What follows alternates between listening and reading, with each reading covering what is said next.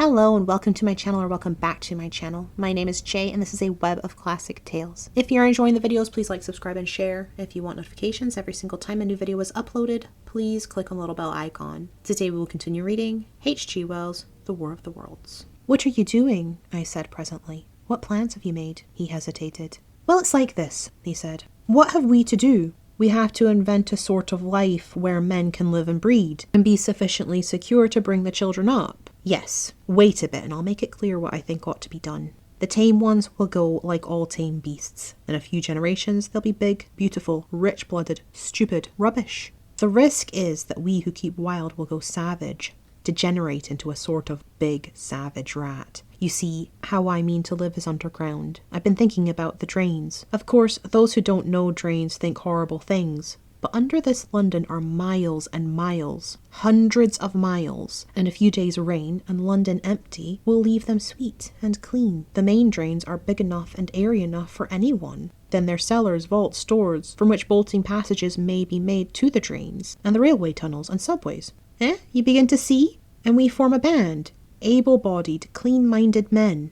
We're not going to pick up any rubbish that drifts in. Weaklings go out again, as you meant me to go. Well, I parleyed, didn't I? We won't quarrel about that, go on. Those who stop obey orders. Able-bodied, clean-minded women we want also. Mothers and teachers. No lackadaisical ladies. No blasted rolling eyes. We can't have any weak or silly. Life is real again, and the useless and cumbersome and mischievous have to die. They ought to die. They ought to be willing to die. It's sort of disloyalty, after all, to live and taint the race. And they can't be happy. Moreover, dying's none so dreadful. It's the funking makes it bad, and in all those places we shall gather. Our district will be London, and we may even be able to keep a watch, and run about in the open when the Martians keep away. Play cricket, perhaps. That's how we shall save the race.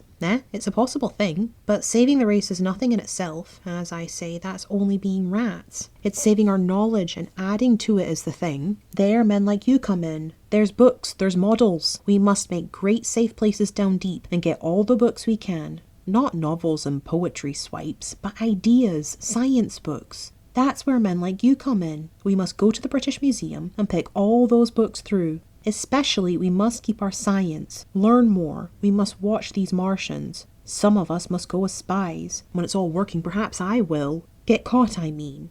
And the great thing is, we must leave the Martians alone. We mustn't even steal. If we get in their way, we clear out.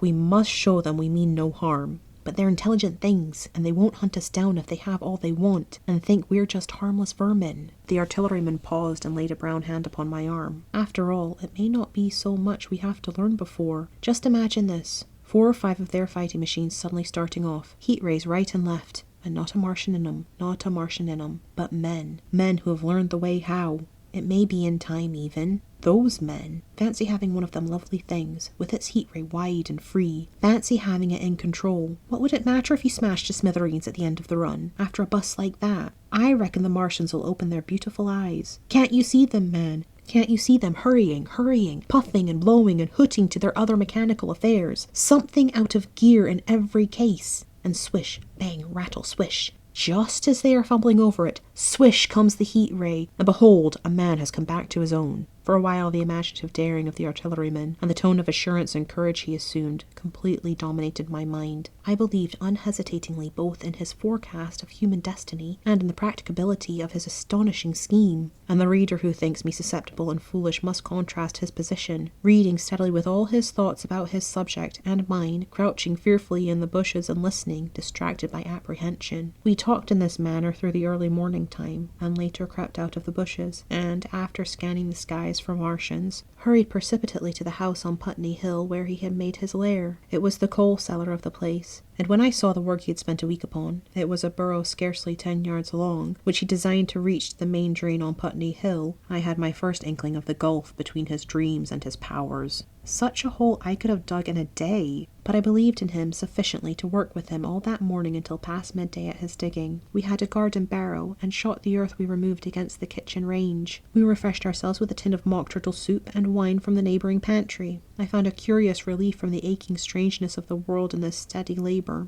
As we worked, I turned his project over in my mind, and presently objections and doubts began to arise. but I worked there all the morning, so glad was I to find myself with a purpose again. After working an hour, I began to speculate on the distance one had to go before the cloaca was reached, the chances we had of missing it altogether. My immediate trouble was why we should dig this long tunnel, when it was possible to get into the drain at once down one of the manholes and work back to the house. It seemed to me too that the house was inconveniently chosen and required a needless length of tunnel. And just as I was beginning to face these things, the artilleryman stopped digging and looked at me. "We're working well," he said. He put down his spade. "Let us knock off a bit," he said. I think it's time we reconnoitred from the roof of the house. I was for going on, and after a little hesitation he resumed his spade, and then suddenly I was struck by a thought. I stopped, and so did he at once. "Why were you walking about the common?" I said, "instead of being here?" "Taking the air," he said. "I was coming back. It's safer by night." "But the work?"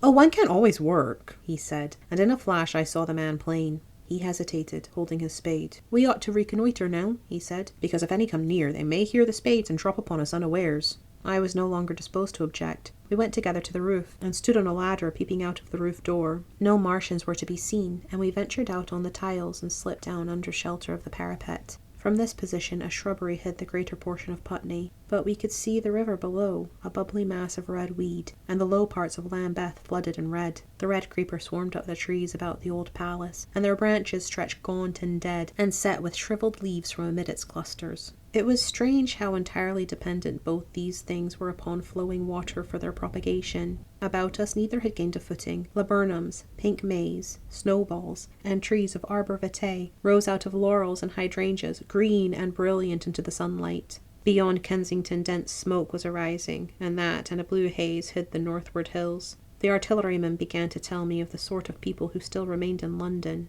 "One night last week," he said, "some fools got the electric light in order, and there was all Regent Street and the Circus ablaze, crowded with painted and ragged drunkards, men and women, dancing and shouting till dawn," a man who was there told me. "And as the day came, they became aware of a fighting machine standing near by the Langham and looking down at them. Heaven knows how long he had been there. It must have given some of them a nasty turn. He came down the road towards them, and picked up nearly 100 too drunk or frightened to run away." Grotesque gleam of a time no history will ever fully describe. From that, in answer to my questions, he came round to his grandiose plan again. He grew enthusiastic. He talked so eloquently of the possibility of capturing a fighting machine that I more than half believed him again. But now that I was beginning to understand something of his quality, I could divine the stress he had laid on doing nothing precipitately, and I noted that now there was no question that he personally was to capture and fight the great machine. After a time we went down to the cellar. Neither of us seemed disposed to resume digging, and when he suggested a meal, I was nothing loath. He became suddenly very generous, and when we had eaten, he went away and returned with some excellent cigars. We lit these, and his optimism glowed. He was inclined to regard my coming as a great occasion. "There's some champagne in the cellar," he said. "We can dig better on this Thameside Burgundy," said I. "No," said he. "I am host today. Champagne. We've a heavy enough task before us. Let us take a rest and gather strength while we may. Look at these blistered hands." And pursuant to this idea of a holiday, he insisted upon playing cards after we had eaten. He taught me euchre, and after dividing London between us, I taking the northern side and he the southern, we played for parish points. Grotesque and foolish as this will seem to the sober reader, it is absolutely true, and what is more remarkable, I found the game, and several others we played, extremely interesting. Strange mind of man, that, with our species upon the edge of extermination or appalling degradation, with no clear prospect before us but the chance of a horrible death, we could sit following the chance of this vivid pasteboard, and playing the joker with vivid delight.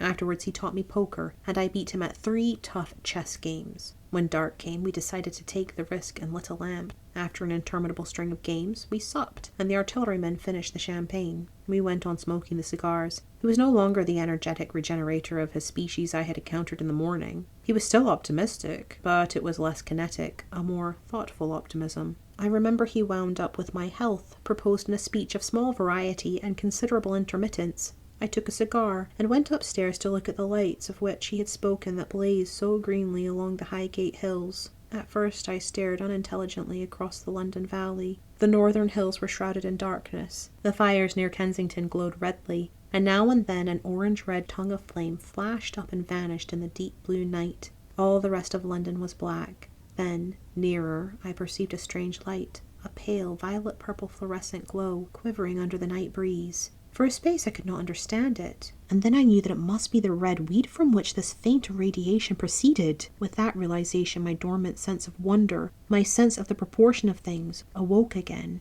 I glanced from that to Mars, red and clear, glowing high in the west, and then gazed long and earnestly at the darkness of Hampstead and Highgate. I remained a very long time upon the roof, wondering at the grotesque changes of the day. I recalled my mental states from the midnight prayer to the foolish card playing. I had a violent revulsion of feeling. I remember I flung away the cigar with a certain wasteful symbolism. My folly came to me with glaring exaggeration. I seemed a traitor to my wife and to my kind. I was filled with remorse. I resolved to leave this strange, undisciplined dreamer of great things to his drink and gluttony, and to go on into London. There, it seemed to me, I had the best chance of learning what the Martians and my fellow men were doing. I was still upon the roof when the late moon rose. Thank you for listening. This has been H.G. Wells' The War of the Worlds, Book 2, Chapter 7, Part 2. I've been Jay. This has been a Web of Classic Tales. Please like, subscribe, share, comment, click the bell icon for notifications. I hope you're having a fantastic day. Have a nice life, and I'll see you next time.